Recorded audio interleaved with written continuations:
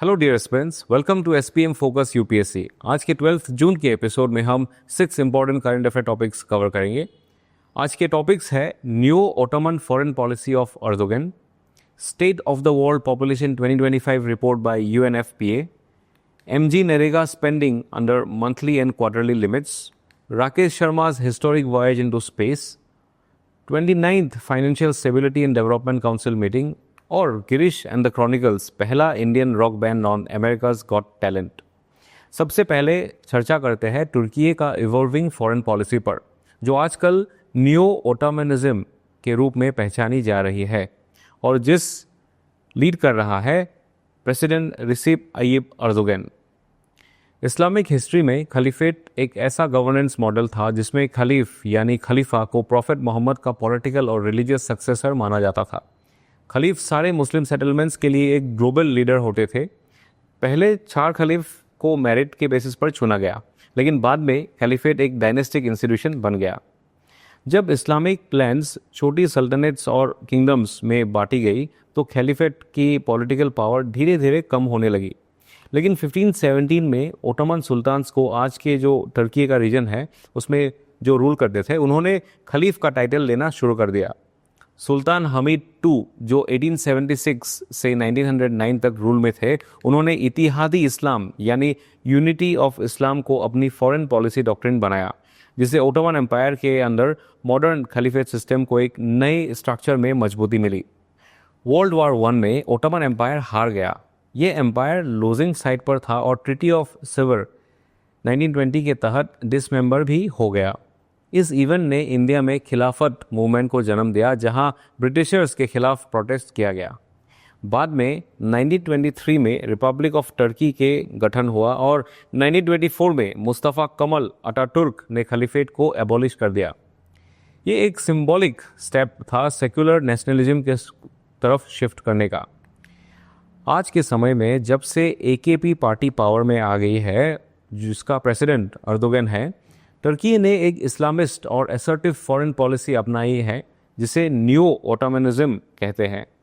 Erdogan की foreign policy के कुछ की फीचर्स है: एक इस्लामिस्ट ओरिएंटेशन जिसमें तुर्की मुस्लिम मेजॉरिटी कंट्रीज के साथ स्ट्रॉन्ग टाइज बनाने की कोशिश करता है, और एक न्यू ओटोमन विजन जहां तुर्की को रीजनल हेजिमोन और ओटोमन एम्पायर का राइटफुल सक्सेसर माना जाता है, यानी मॉडर्न फॉर्म में एक सिंबॉलिक खलीफेट रिवाइव करना की कोशिश की जा रही है। इंडिया के लिए इस पॉलिसी का इम्पैक्ट डुअल है। नेगेटिव इम्पैक्ट ये है कि तुर्की ने पाकिस्तान को सपोर्ट किया है, स्पेशली कश्मीर के इशू पर और इंटरनेशनल फोरम्स पर इंडिया के खिलाफ स्टेटमेंट्स दिए हैं। पॉजिटिव एंगल ये है कि तुर्की के लीडरशिप के दावे होने पर सऊदी अरेबिया, यूएई और इजिप्ट जैसे पावरफुल इस्लामिक नेशंस के साथ उसके रिलेशंस थोड़ा बिगड़ गए हैं, और इन देशों ने अभी इंडिया का सपोर्ट किया है और पाकिस्तान को अपोज भी करने को स्टार्ट किया है। इसी टॉपिक पर एक प्रीलिम्स प्रैक्टिस क्वेश्चन दिया गया है, इसका आंसर आप कमेंट सेक्शन में दे सकते हैं। अब चलते हैं अगले टॉपिक पर। यूनाइटेड नेशंस पॉपुलेशन फंड द्वारा रिलीज की गई state of the world population 2025 report का टाइटल है द रियल फर्टिलिटी क्राइसिस। इस रिपोर्ट के मुताबिक इंडिया ऑफिशियली दुनिया का मोस्ट पॉपुलस कंट्री बन गया है, जिसका करंट पॉपुलेशन 146.39 करोड़ है। प्रोजेक्शन के हिसाब से इंडिया की पॉपुलेशन अप्रॉक्सीमेटली 40 सालों में 170 करोड़ तक पीक करेगी, उसके बाद डिक्लाइन का फेज शुरू होगा। रिपोर्ट ये भी बताती है कि इंडिया का टोटल फर्टिलिटी रेट अब सिर्फ 1.9 है, जो कि रिप्लेसमेंट लेवल 2.1 से नीचे है। एक सिग्निफिकेंट डेमोग्राफिक सिग्नल है ये। साथ ही 68% पॉपुलेशन आज 15 से 64 ईयर्स के एज ग्रुप में है, जो कि वॉकिंग एज पॉपुलेशन का हिस्सा है।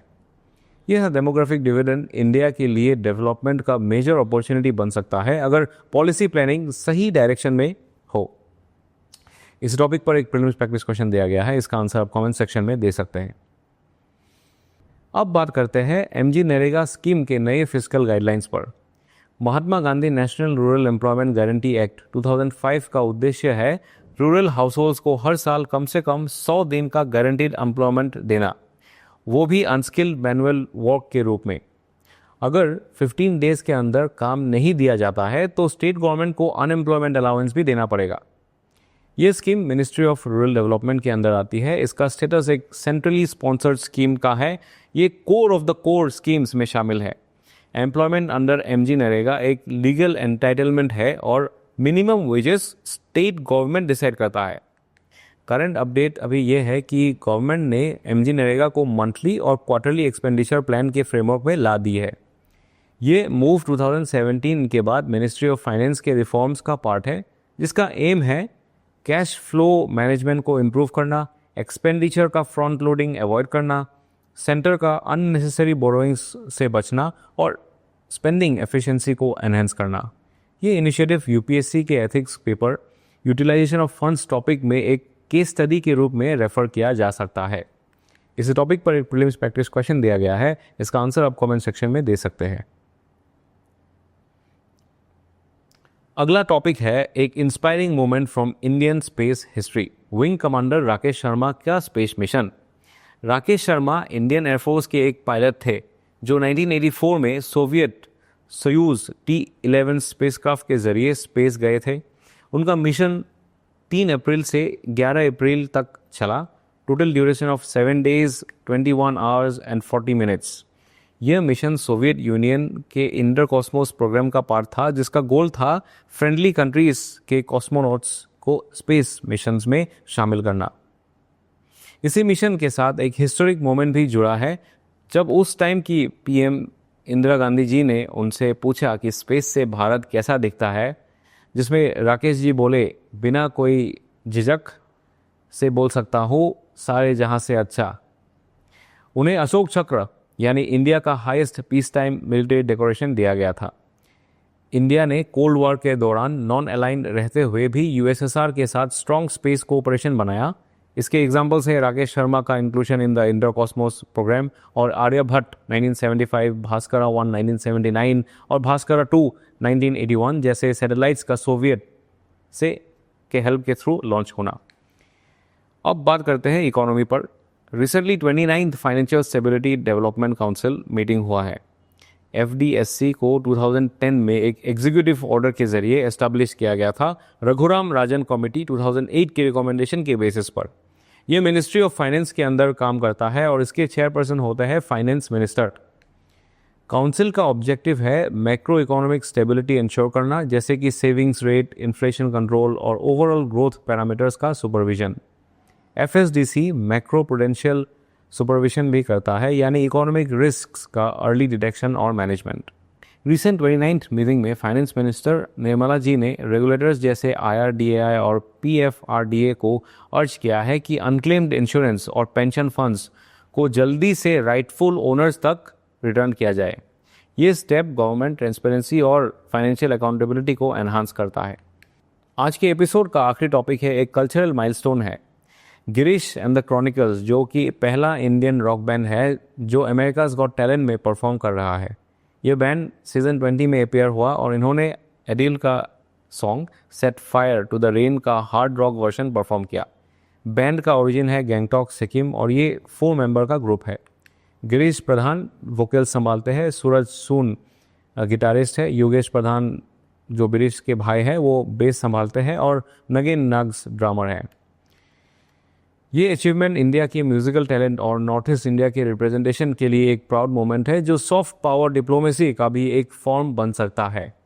अब खत्म करने से पहले एक कोट कर लेते हैं। Man is born free and everywhere he is in change. ये रूसो का एक कहना है। रूसो कहता है कि इंसान जब पैदा होता है तो आज़ाद होता है, लेकिन जैसे जैसे समाज और सरकार बनते हैं उसकी फ्रीडम छीनी जाती है। सिंपल वर्ड्स में, हम फ्री पैदा होते हैं लेकिन रूल्स, लॉज और सिस्टम्स हमें बांध देता है। ये कोट बताता है कि सही और न्यायिक सरकार बनाना ज़रूरी है, जिसमें लोग अपनी मर्जी से नियम माने, ज़बरदस्ती से नहीं।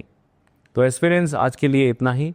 मिलते हैं कल एक नए एपिसोड के साथ। Till then, be consistent and dedicated. This is focus UPSC signing off. Jai Hind.